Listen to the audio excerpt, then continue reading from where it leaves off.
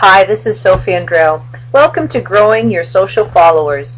Let me share with you some tips that basically work on all of the social platforms, and then some that are specific to certain social platforms.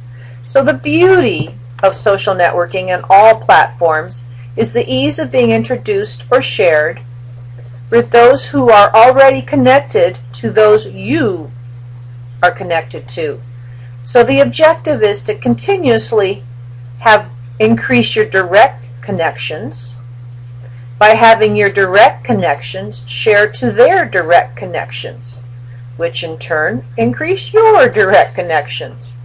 80% of your new direct connections comes out of the efforts of someone you're already connected to, shares it out, and their connections become your direct connections. So expanding your relationships, growing your trust, and achieving your online purpose. We've talked about online purpose in the past. When you know that your online purpose is to be the expert of blank, and you're continuously sending out that kind of information, you've now gained the trust of your followers because they know to expect that of you. So when they see your information, they know to read it because it's on that blank topic that you're the expert on, and they share it out to their followers because they too are interested in that same topic. That's really the ripple effect. This person shares something out to this person, who hopefully shares it out to their people. They're interested in what you have to say now, and they hear it because they already trust this person. Trusting this person is the only reason they actually looked at your information, which then what happens is 80% of the people 80% of your new followers happen because of the efforts of someone who's already following you. So then the objective is that these people become directly connected to you. That is your desired outcome. So growing your followers. One way is to link back and forth. What do we mean by that? Many of the social media sites are search engine friendly. So what happens is, Pinterest for example, if you pin from your website to Pinterest, someone then clicks on Pinterest, it links them back to your site. So if that pin on Pinterest, that image, has certain keywords, those keywords keep on linking back to your site, well, Google starts realizing your site has something to do with that keyword. If you have a post that you're sending out, and that post keeps on talking about specific keywords which link back to your website, again, that's reinforcing that your website has something to do with those keywords. So your social media profiles, simply the profiles you create, should link back to your site. The key is to have everything linking back and forth, therefore really creating your web within the web and leveraging your social media platforms. Online marketing and social media marketing both use the same principles of traditional marketing. What I mean by that, it typically takes your audience, your target audience, 6 times to see your brand before they start recognizing that logo as your logo, or that brand as your logo. It takes them 6 times to see it before they remember it. And it typically takes your target market 29 times to actually know what your message is about or what you actually do. So they have to hear it that many times. So with social media, you really want to emphasize your keywords, which really are the categories of items you either do in services or in products. You keep on re-emphasizing those keywords in your posts. So use social media to add value to your target market so they begin and continue to trust and recognize your brand as well as what it is that you do for a living. Grow your followers.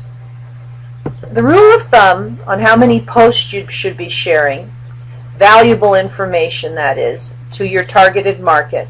So once you know what your purpose is, what you're talking about, the rule of thumb is that it should be a 5-to-1 kind of ratio, meaning 5 should be exciting, valuable pieces of information, knowledge, education, edutation, which I like to say, which is education and entertainment together, so if you can be funny. And one of those 5 posts should be self-serving, or asking them to purchase something from you, or well, basically that's pretty clear, asking them to purchase something for you. So 5 should be educational, informative, sharing someone else's information that also happens to be about your topic, and 1 should be self-serving. If it was all self-serving, you know, buy this car, buy this car, buy this car, people would not be that interested to follow you continuously. But if you have something in there that's that helps reinforce your purpose, perhaps you want to confirm that, yes, I'm a community supporter. So you have something in there about the Rotary Club you're working with. You have something in there about child safety when driving cars, if you happen to be an auto car refinisher or an auto car salesperson. So it has something to do with cars, something to do with your community involvement, and then once in a while you're talking about you have a, you know, this car that's in your lot right now. So don't abuse the trust you've gained from your followers. So growing your followers, best practices in growing your followers is, of course, you must first have quality posts which will appeal to your followers. I use a tool called Sprout Social where it shows me exactly which of my posts have had the most reach, the most mentions, the most shares. So I'm able to see which of my posts are the type of posts my followers are more engaged with or they like. More importantly, you need to know which posts your audience will engage with. So that's why I use tools to tell me that. It's very helpful. On Facebook, if you're the administrator of your Facebook page, it's built into the administrator, and we'll talk further about that on a separate lecture. So how do you know which posts entice your audience? Watch others who have the size of followers you'd like. So if you're looking to have just, you know, 5,000 followers, 500 followers, 1,000 followers, like how many, 1,000? What is, how many followers would you like? Look at someone who's in a similar industry who has those kind of followers, those kind of numbers, and see what are they talking about. So you want to do your research. See what complementary Facebook pages, YouTube channels, Pinterest, Twitter accounts, what are they doing? Which kind of posts get noticed? What creates the buzz? So kind of listen for a while. See how often they post or tweet. What are they doing? Are they doing this once an hour, once a day, once a week? There's this little URL website, howoftendoyoutweet.com. You can put in anybody's Twitter handle there, and it will tell you how often they tweet, in case you're wondering. You can certainly tell by just looking quickly, but this will actually give you a number. Coca-Cola, for example, and Starbucks, some of the larger brands out there, only tweet or Facebook. I think they only Facebook 1.5 times a day on average. So you don't have to do that often, but you need to have quality posts. Follow your best clients. See what kind of posts they respond to. So there's some things that you may want to do to kind of do your research. Growing your followers. So entice or ask someone who's an ambassador, which means somebody who's a giant in your space, who already has a large number of your followers following them. Ask them to retweet or share your tweets or posts with their followers. There's nothing wrong with picking up the old telephone and saying, you know, I've got this big event going on in about a month's time. I'm going to have a handful of posts talking about it over the next little while. If I mention you, will you please, you know, retweet it? Or if I post it on your Facebook page with a picture, will you share it out? I'll, you know, give you a free ticket to the event. And that often does indeed work. Invite ambassadors to your event. Basically, when you invite someone who has a large number of followers to your event, and you ask them to tweet or post while at the event, they basically become a reporter for you through social media. It's very effective. Be vain. Get your vanity URL on Facebook, which means you customize your Facebook URL. Do that same on Twitter. You already have your handle, but you can also do that on LinkedIn, on Pinterest. But also you need to publicize it. You need to write it out on the materials at an event or on your physical retail location. Put it right on the doors when people come in. Don't say just find us on Facebook, because they never will. Unless they've searched for you before, the algorithm on Facebook doesn't really accommodate people looking and finding new things very easily. You need to actually have a little F and next to it / and then whatever your vanity URL is. So in my case, it's Sofie Andreou Seminars. So you need to have that somewhere. And for your handle, you need to have a little Tweety bird, and then next to it your handle. So use your. You can actually also, if you are just starting out, often you're going to have to try and get your friends and family to start liking you. Get your staff to start liking the page on Facebook. Start getting some momentum. You can actually pay to promote your page on Facebook. It's not expensive, so you can spend $3 a day for a month and really grow your the likes on your page. And you can target it, so it's only the certain cities that you'd like people from to like your page. You can really target it. Include your social media links on all your printed material. If you have a number of trucks in the area, add that to your trucks so that you've got billboards basically driving around the cities you work in. Encourage your team to share or retweet to their followers. So if you have staff, we talked about this in the social media policy lecture. You can't force all of your staff to be on social media, and some of them are very closed when they're on social media. It's just for their family. But those who have an extended social media presence and have friends who are in the same industry, you certainly want them to share and retweet to their followers. Make it easy for your website traffic or blog traffic to be converted into fans or followers without leaving your website. Do it with just one click. What you want to do is have, instead of just having follow us on Facebook on your website, you actually want the button that says click here on and it'll like right from your website. They'll end up liking you on Facebook. The most effective thing, I don't think I have it written here, but it's in the book. The most effective thing is to actually have, when they click on their face automatically appears next to the like button. There's a widget on Facebook where you can have just the where it's just the finger, it's not giving you the finger, but it's the thumbs up like. They click on it and they automatically like you. But there's another widget on Facebook in the admin section where you go to and you can actually add that to your website, and that has built in randomly, it chooses, I think it's around 12 faces of those who already like your page, and people like to click on the like button at that point because then their face automatically appears. It's been proven that those who only have the F on there, find us on Facebook, it's somewhat effective. Once you put the like on there where they can like you right from your Facebook page, right from your website, it's much more effective. And finally, where you actually can have the humans' heads appear as soon as they like you, that's the most effective. So you want to do that right from your website so they don't have to leave it. So growing your followers continued. Post as your business page on other Facebook pages. Now there's a trick to this. You can post as a business page to anybody's Facebook page if the administrators allowed it. Most of the administrators allow it on business pages. They can make it so no one can post, but most of them allow it.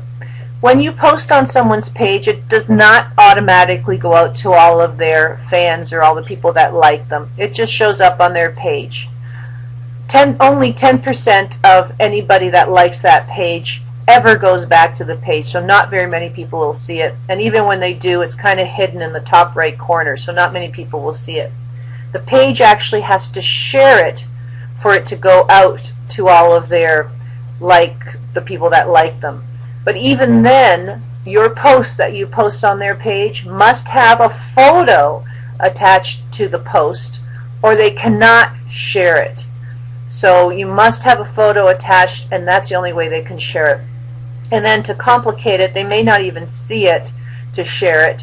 So you should probably call them, heaven forbid, or go in on as a human and message that page to let them know that you've just posted them something with a photo that you would really love it if they could share it out to their to all of their fans. So it's, even though you post on someone's page, certainly does not guarantee that it's going to get shared. So you need to do some work to gain some trust by that company so that they'll actually share it out. LinkedIn is fantastic. You can join groups. I find groups very effective.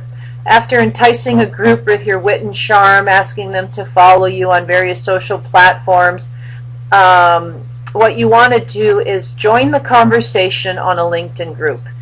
It's like Gary Vaynerchuk says in that video that I skipped over earlier there. He says it's like going, it's not, what does he say? It's not a grade 7 dance. You don't stand in one corner and have everyone stand in the other corner. You actually go up to people and you say hello.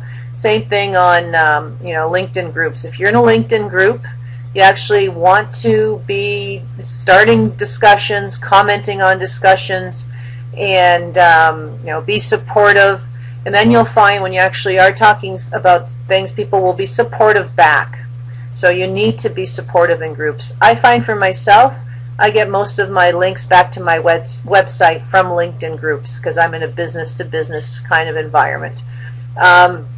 Be supportive. Mention those who might be interested in sharing your information on Twitter, that is. Don't be randomly mentioning people just because they have large followers. Try and see what kind of posts they are talking about. What's their information about? If you have something that complements them, then only mention them. There's so many people out there that just mention randomly. It doesn't make any sense.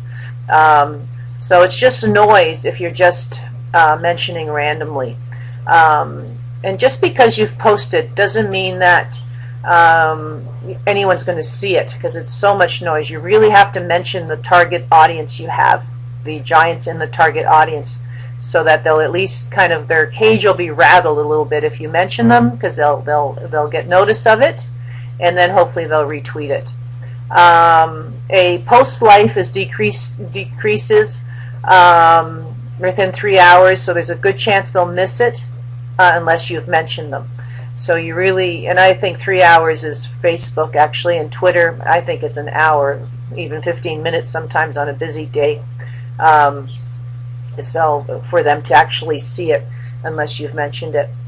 So mentioning them, of course, so basically a post or a tweet on Twitter, you post and then you tweet, and then the next person tweets, it's almost like a pile. The first one tweets, the next one covers it, the next one covers that, the next one covers that. So if someone hasn't looked for a while, yours is at the very bottom of the pile, they're never going to see it. A mention at least shortlists it, and if they click on Discover when we do the Twitter section, you'll see that it is highlighted for them, so they'll see they have a mention, and they might then retweet it. So give an action.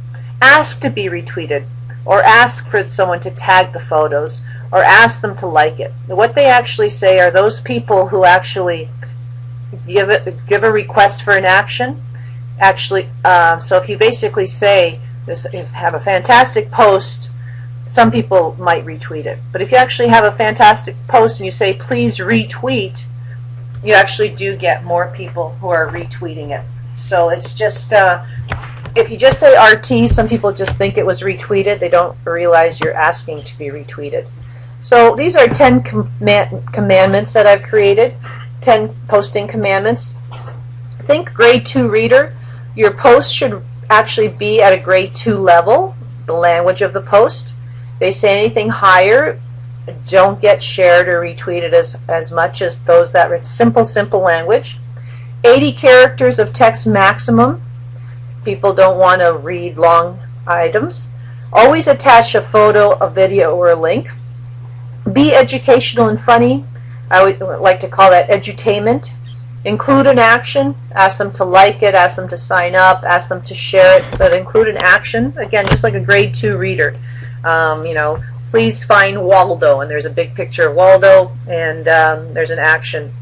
5 edutainment posts to 1 self-promoting post, as we said. So 5 edutainment, educational, entertaining, to 1 self-promoting. Best time to post are 10 a.m. to 2 p.m. is what I've heard. I've heard it stretched to 4, 10 a.m. to 2 p.m. And then again after the kids are put to sleep or after dinner is finished, so then again at 8 p.m. Aim to post, they say, 3 times a day or 3 times a week minimum. Anything less than that, you're really just going to bury yourself. It's very limited chance that anyone will find you. So 3 times a day maximum, 3 times a week minimum. People are happiest on Fridays, which means the best chances you'll have of getting retweeted or shared all happen on a Friday. Readability. Your shares are, the readability level is grade 2 or is the best for readability. Growing your followers. If you can talk about things that are positive, things that will educate them, things that are to do with media, that helps. If you talk about negative items, people will often just stop following you. People don't want to hear people complaining all the time. Negativity or sounding anxious is a great way to lose followers. Let's see. Oh, there's this one that I was talking about earlier. How often should you post? I thought it was interesting to see that some of these giants post on average 1.5 a day. So you got Coca-Cola 1.02 a day, Starbucks almost a half a post a day, so that means 1 every other day. iTunes 2.72 a day, so you don't have to post that often. Top 10 reasons why people will stop following you. 1, you post too frequently. That's the #1 reason why people stop following you. 2, news feeds are too cluttered with marketing, self-absorbed. I'm selling. Posts become repetitive or boring. So you're talking about the same thing over and over again. They liked you for a one-time offer. Maybe you had a contest going on. They wanted that, and now they're gone. So these are the 10 top reasons why people stop following you. So here's just a couple examples of what a good post should read like. I always say it should look like a newspaper headline. So instead of saying, and it needs to have a keyword. We're going to talk about keywords in a separate lecture specifically for keywords. It's something that's very critical. But a keyword should, so maybe you're someone who builds mobile apps, so you want to have the word mobile app on there. So 6 tools to build a mobile app on the cheap, and then a link maybe back to your site. So that's a good one. Instead of just saying tools to build great apps, it would be tools, how many tools, which types of apps. So you want to say mobile apps, and instead of spelling out the word 6, you want to just have the number 6. Join us for a Twitter chat on May 10th at 8 p.m. So that's telling exactly when. It's very short. So which post reads better here? For example, 10 steps how to buy land offshore will get you more shares than excellent article attached. And this is critical. If you just say excellent article or great photo, people don't know what's attached. And you're not using any of your keywords. So if one of your keywords happens to be, buying land offshore, maybe that's what you do for a living, then you definitely want to have that in the title. And instead of spelling out 10, you want to have 10 steps how to buy land offshore. So those are excellent posts. Okay, so I hope that was a helpful lecture on how to grow your followers.